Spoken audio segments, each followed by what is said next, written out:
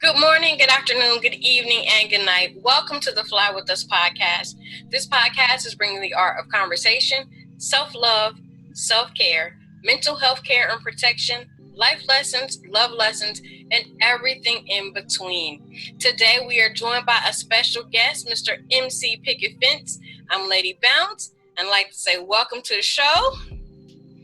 Thank you. Thank you very much. It's your boy, Picket Fence. All right, so we're going to start off with our Mindfulness Minute for this episode, and it's about organic self-expression. I release the need to express myself through the acquisition of things. I cultivate my own creative nature organically, and I let go of commercial brands.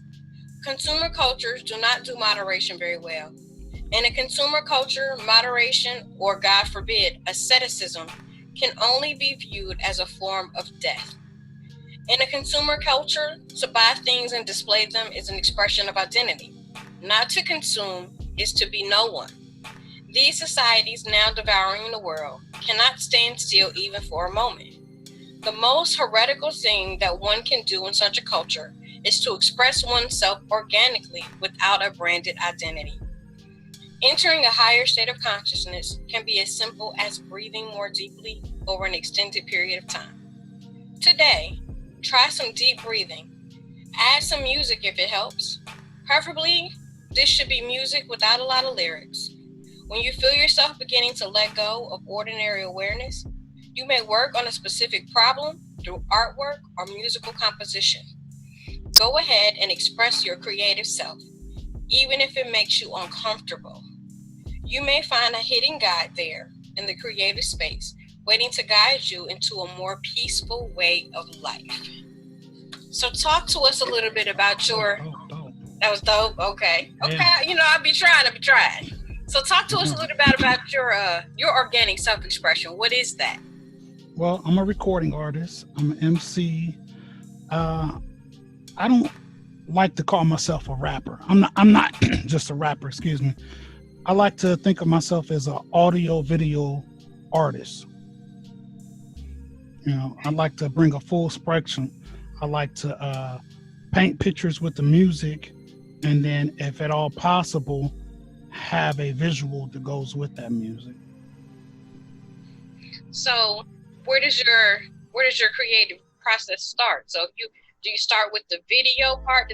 Do the pictures come to your mind first? Or does the music come first?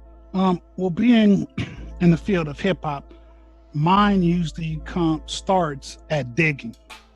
And for those that don't know what digging is, early hip hop and even hip hop today is sample based.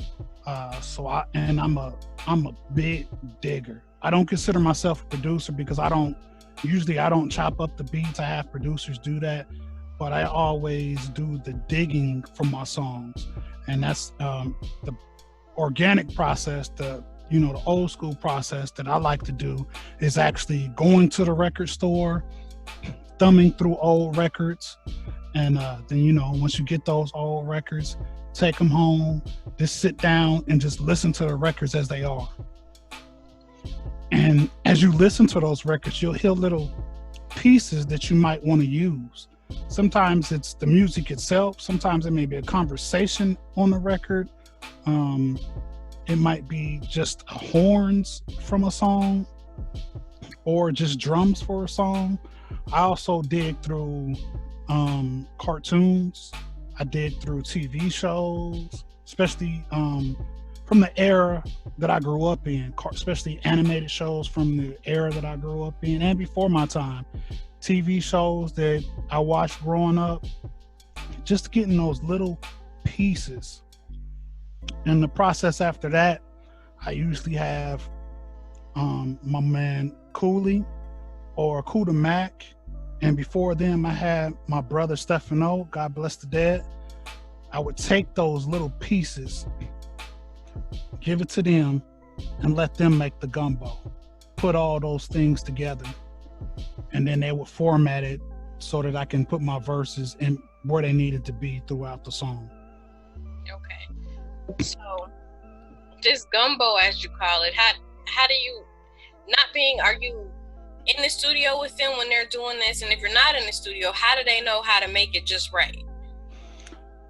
Well, Kuda Mac, he doesn't currently live in our area anymore. So I usually just like, if there's just a certain section that I want, I'll be like, check out this section.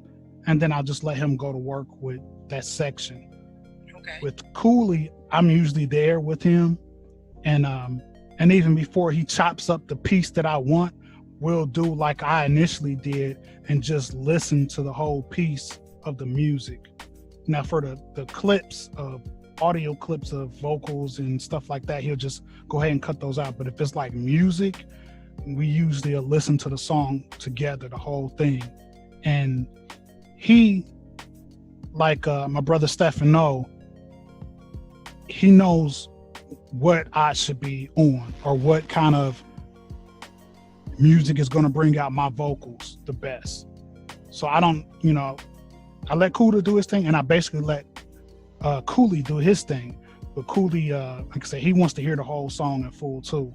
I mean, I'm sure Kuda Mac does the same thing too. I'm just not there during that process. But Cooley, he'll listen to the whole song, and even before I say anything, he'll know the pieces that I'm, that I want, because he knows what kind of tracks that I should be on or that I will perform well on. Okay, and I'm glad you said that, because I'm thinking about the dynamic duos that we know from hip hop. Eric B and Rakim, Jazzy Jeff and Fresh Prince, even Salt and Pepper. Their producers tend to have this connection, this organic connection, so that they know, like you said, what you are going to sound good on. How do you build a connection like that? If you just met this person, how do you know that this producer is going to be able to bring out the best in you while you're bringing out the best in them? Well, I think for Stefano, like I said, that's my brother. God bless the dead. We were best friends to the point where we could finish each other's sentences. We know what kind of stuff, everything that we like, colors, patterns, music, TV shows. So it was just a natural thing for him. For Cooley, we've built a great relationship too. That's my little brother. But not only that for Cooley, but Cooley is a great producer. He's very musically inclined. He raps himself. He's probably one of the best rappers in our area, if not nationally. So he already knows rap patterns, and like I said, he's just a great multi-talented producer. Plus, like I said, we've built a relationship. We've gone digging together. We've gone out of town together. We've gone, lots of places together. We hang out. We have a organization called the Gym City Get Down, a charity event, and we throw this big charity event together. So we spent a lot of time, so he knows how I operate and I know how he operates. Like I said, he's like a little brother to me. I mean, that's family. Okay. And with Kuda Mac, he's a very, very great producer. He's produced for a lot of people in our area, Chicago, and all around the country. Our people are always seeking him out, doing tracks. So, I mean, he has thousands and thousands of beats. And then working on a project, my last album we did together, Picket and Kuda's Flight from Chicago. And, some of the tracks, he got to the point where, like Cooley, he knew what I would sound good on, and he'd be like, yo, this you've been good on this. And other times I would just send him, yo, chop this up. Okay, so I was reading your bio, and I noticed that you're into Afrofuturism. So for those of us who don't know what that is, can you briefly, because I know it could probably be really detailed from what I was reading in your bio, can you tell us what that is? So I guess in layman's terms, the best way to describe it is like, we've always had sci-fi. But if you watch older sci-fi movies, TV shows, Black people don't seem to be in the future. Star Trek had one regular Black actress, peace to Uhura. There was a black guy that's on a couple of episodes, but they only had one actual cast black person. And any sci-fi from like this, I think Buck Rogers had one black person on it. I can't even remember if Battlestar Galactica had one.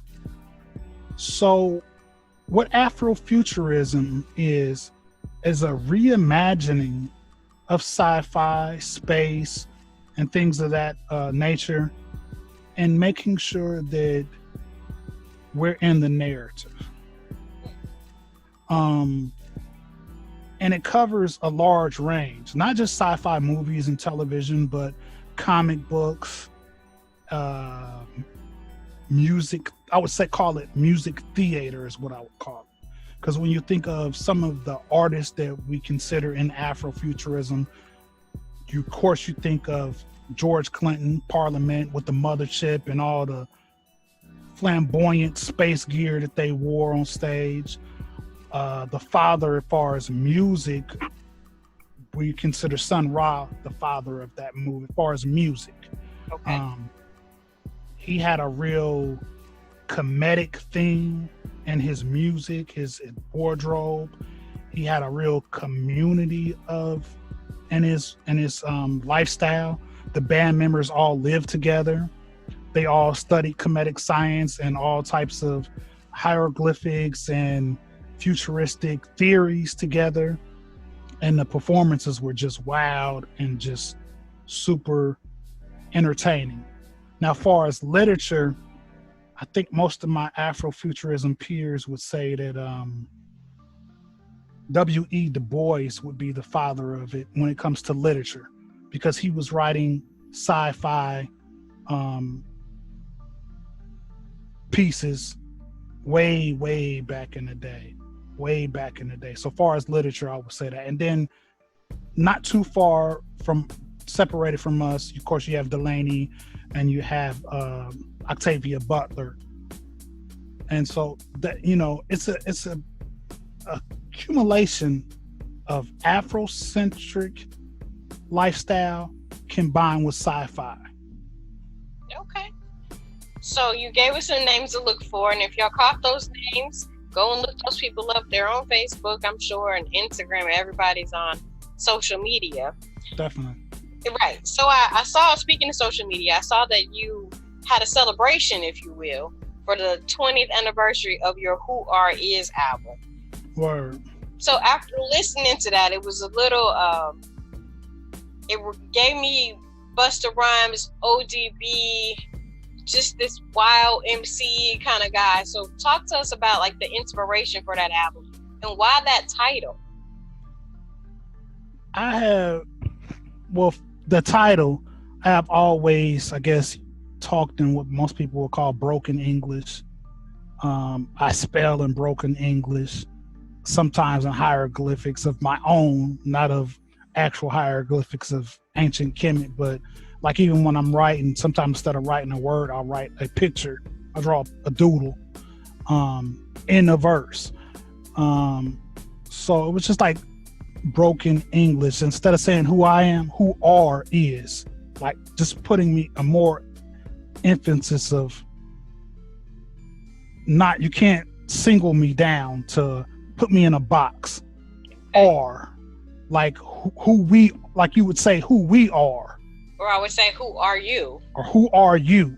It's a big accumulation. So that's why it was who are is, and it's a Z instead of S, just to be, you know, ebonically speaking. And what was your first question about it? Where did the inspiration come from? The inspiration for that album, I would say, was a journey. Okay. You know, when you go in to make an album, you might have a theme already, or sometimes you just do songs. Going into that, I was not really a solo artist. I prefer not to be a solo artist. I like groups. I prefer rap groups over rap artists. And that's just because you get a lot of different flavors with groups. Okay. And also my style is very avant-garde, abstract. Mm-hmm.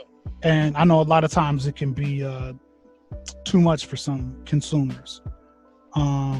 So I was going into it like, this is going to be my only solo album. At the current time, I was in a group.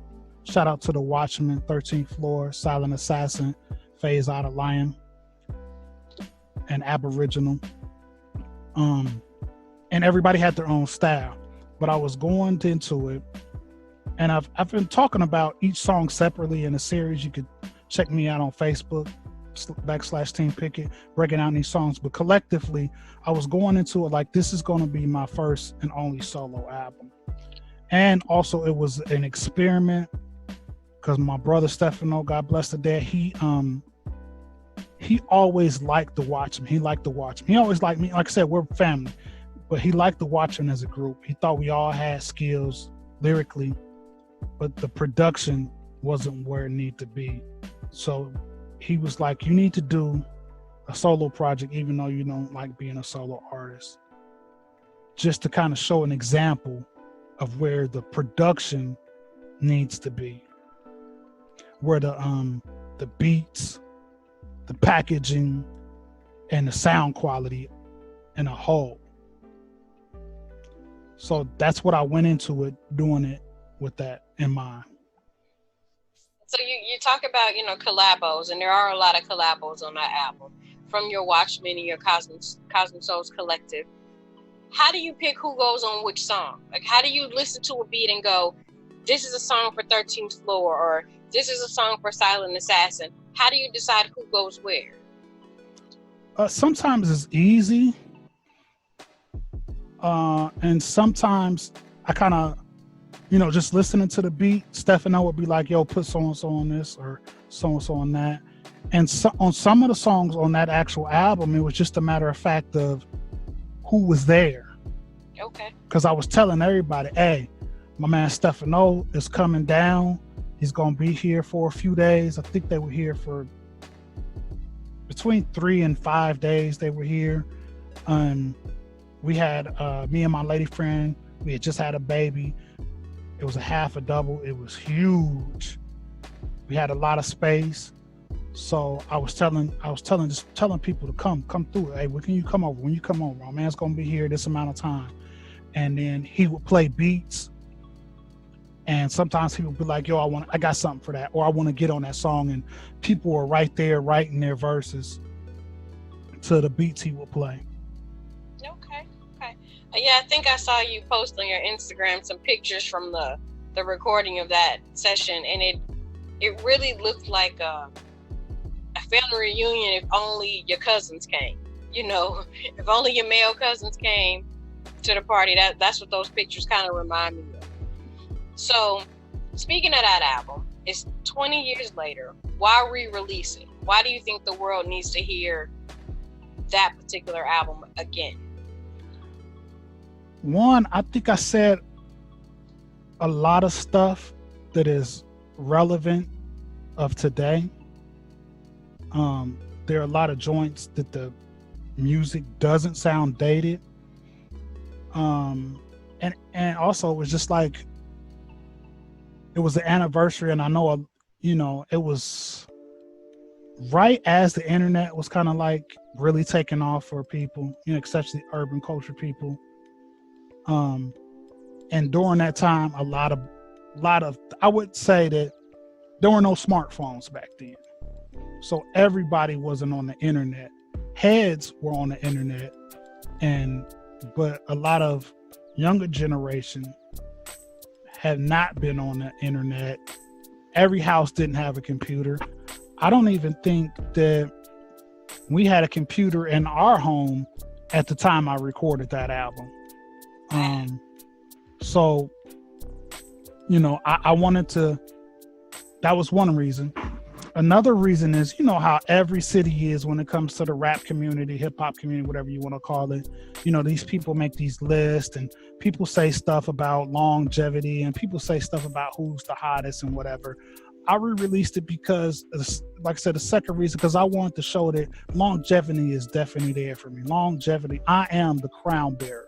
And usually I don't even, when people say who's the hottest, who's the best on the list, I name who I like. I never put myself on a list.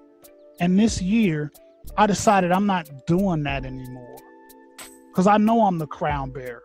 I know that from the 96, when I first put out a project, which wasn't a solo project, it was a compilation, until 2018, I consistently put out music. I may have taken breaks and pauses, but I still have been consistently putting out music. And then, re-releasing this, I haven't been able to record because of COVID. But I said, once that stops, I'm going to release so much stuff that it's not going to be a question about it. I'm going to tell people straight up, whenever a conversation occurs about that, I'm the crown bearer. This is my city when it comes to music. And if it ain't me, it's my crew. We are Dayton's hip hop scene. I don't mean to be cocky about it, but I've always been overly humble about it. Right. And that's over now. We could be, I'm not a Bible thumper. We could be in our last days. Today could be my last day. Without pandemic, or I could get hit by a car. And I've just decided that I'm not going to be quiet about it. I'm the crown bearer. I'm maybe not the most lyrical, the best lyricist, but I'm the most consistent. I have the best people surrounding me. I have the best production. So do you think because you haven't been overly cocky and you haven't, put yourself on the quote unquote list, do you think that's why you get left off the list? Because you're not as braggadocious as your average rapper that you say that you're not, obviously. But do you feel like that's why you get left off, because you aren't out here believing your own hype, if you will? I definitely think that that's the biggest part of it.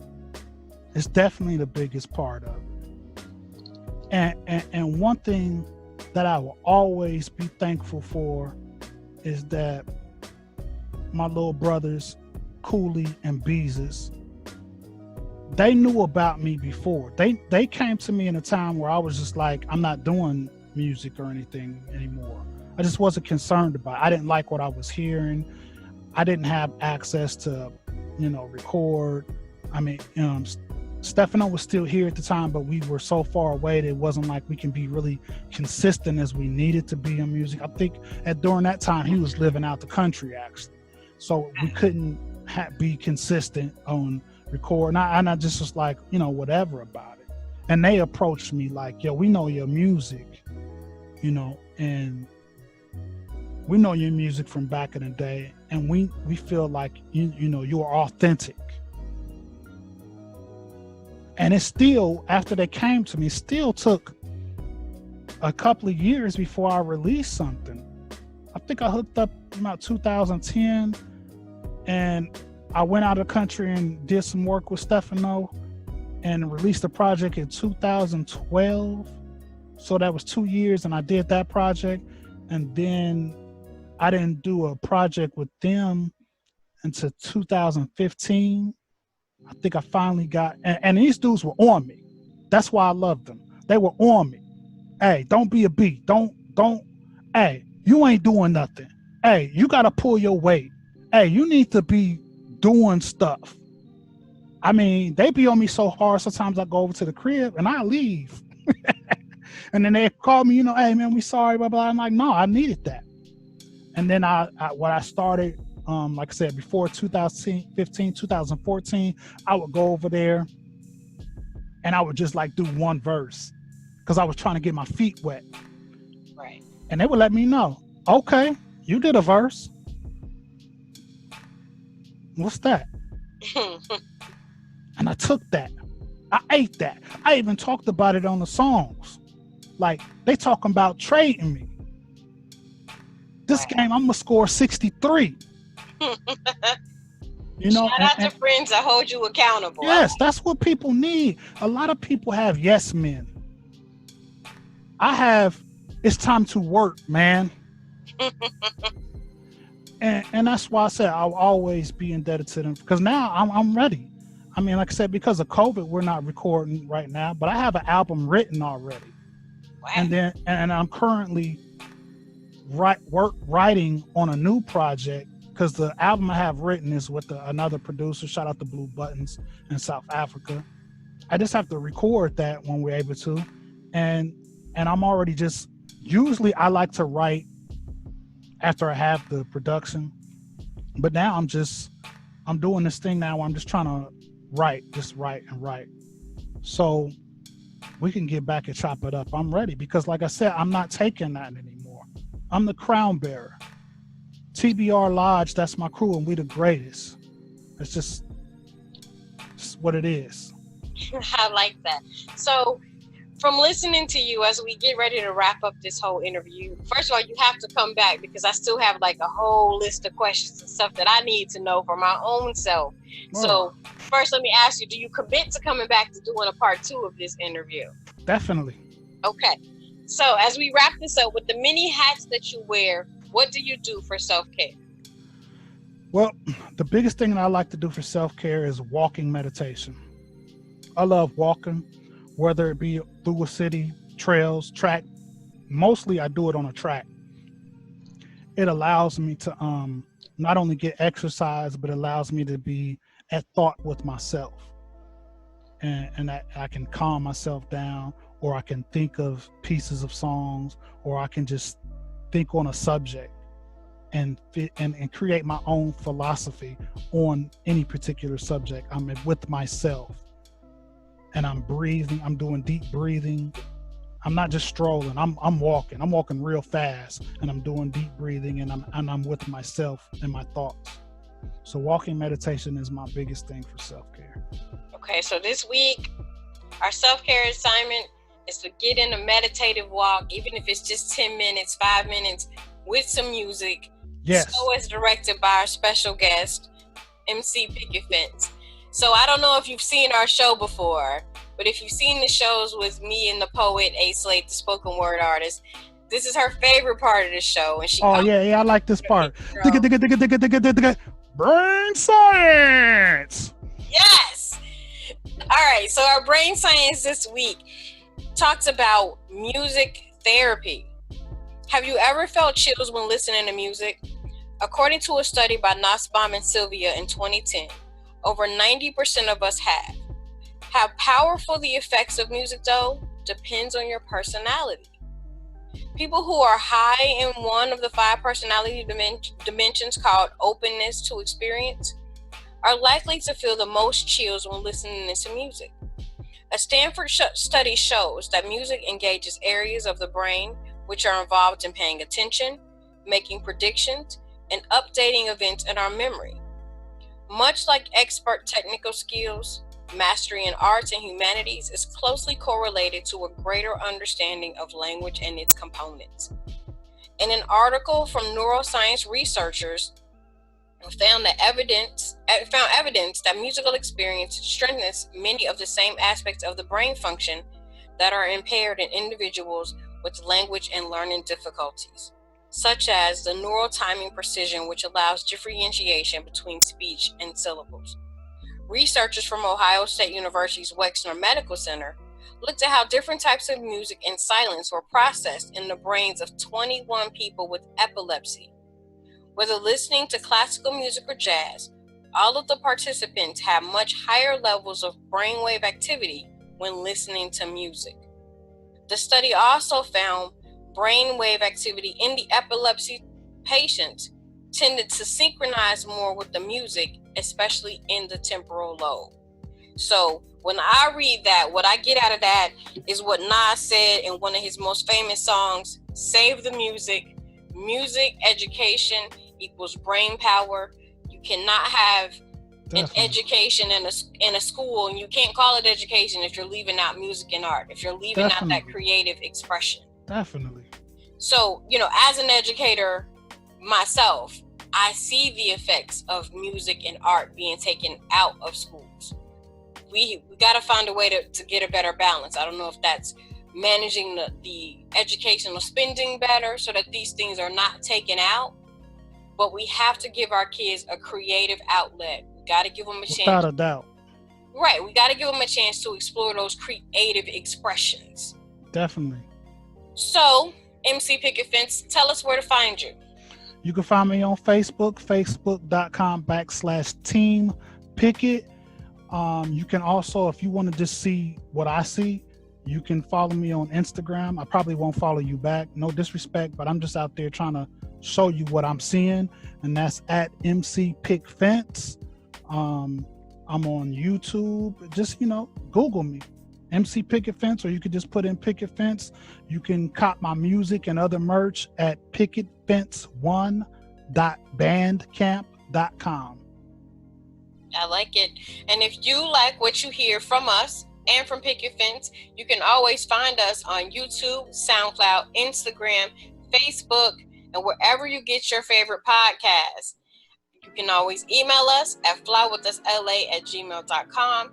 Mr. Picket Fence, I know you hate the mister, but I gotta throw that Definitely in. don't like that. I gotta put it in because it's respect. We gotta put some respect on your name. I appreciate it, but MC is good enough for me. I'm nobody's master. I'm a dude from Dayton. Gym City always dime, you heard? I like it. And with that said, I'm Lady Bounce, Mr. Picket Fence. We out of here. Peace.